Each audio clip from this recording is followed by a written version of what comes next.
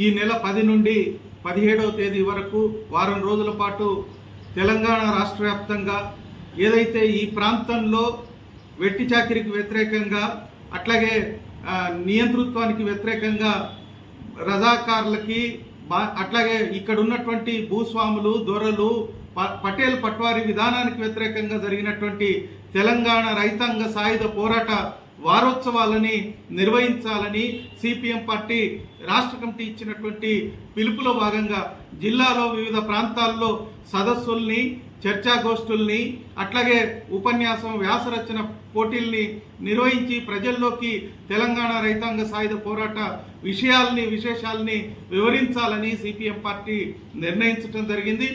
తెలంగాణ రైతాంగ సాయుధ పోరాటం నిర్వహించి 10 లక్షల ఎకరాల భూముల్ని 10,000 గ్రామాల్లో పంచి ప్రజలకి విముక్తి కల్పించినటువంటి పోరాటం.